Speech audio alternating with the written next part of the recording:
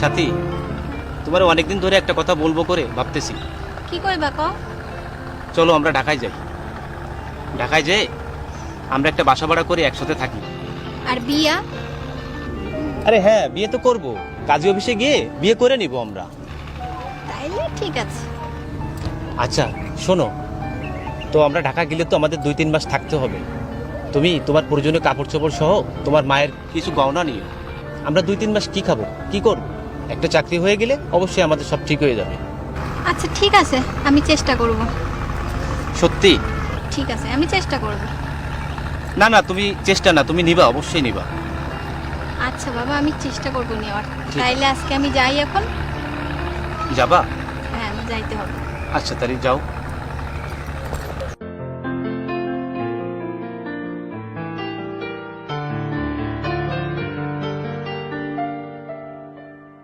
যাক, একটা টোপ দিছি, টোপটা মনে হয় মিলে গেল, কাজে লাগবে।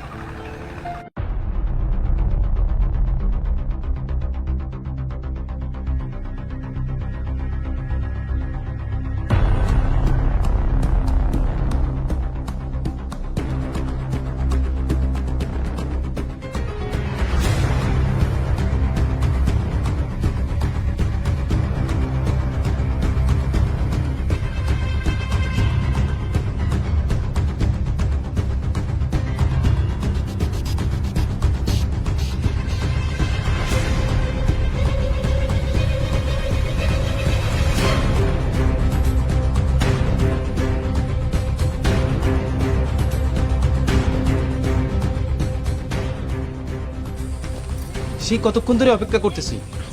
সবকিছু ঠিকঠাক মতো নিছো তো? সোনা গহনাগুলো নিছো তো? নিছি বাবা, চলো। আচ্ছা তাহলে জলদি চলো।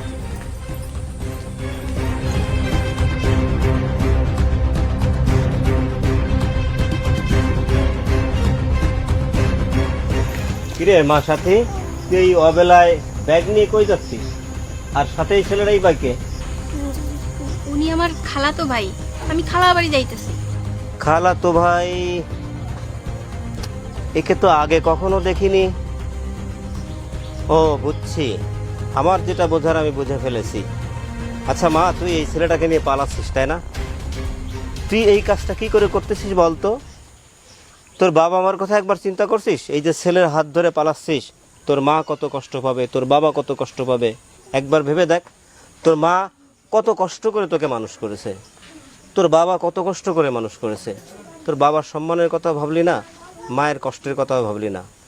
আর এসব কথা তোকে বলেই বা কী হবে? তুই তো বুঝবি না, তুই তো মা হসনি রে মা।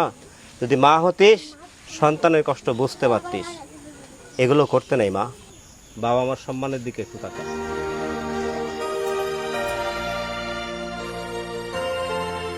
শোনো, আমি না সত্যি আবেগের বসে একটা ভুল করতে যাইতেছিলাম। চাচা তো ঠিকই কইছে, আমি এইভাবে চলে গেলে আমার বাপ মার মুখ থাকবো, গ্রামে মুখ দেখাইতে পারবো? তারা তো সম্মানের সাথে আর বাঁচতে পারবো না। না না, আমি এত কষ্ট দিতে পারবো না আমার বাপ মারে। কত অসম্মান নিয়ে থাকতে হবে তাদের, তারা কত কষ্ট পাইবে। আমার কত কষ্ট করে মানুষ করছে। না না, আমি আমার বাবা মারে এত কষ্ট দিতে পারবো না। তার থেকে ভালো হয় তুমি যদি আমার সত্যিই ভালোবাসো, তাহলে তোমার বাবারে আমাদের বাড়িতে পাঠাও বিয়ের প্রস্তাব দিয়া। তারপর মুরব্বীরা যা সিদ্ধান্ত নেবে আমরা সেটাই মেনে নেব।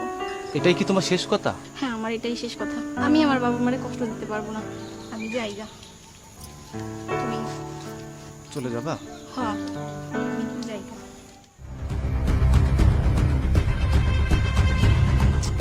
শালা কোত্থেকে এক ফুট করে মুরব্বি আসলো, রাস্তার ভিতর এসে আমার প্ল্যানটাই ভেস্তে দিল। আমার কপালটাই খারাপ।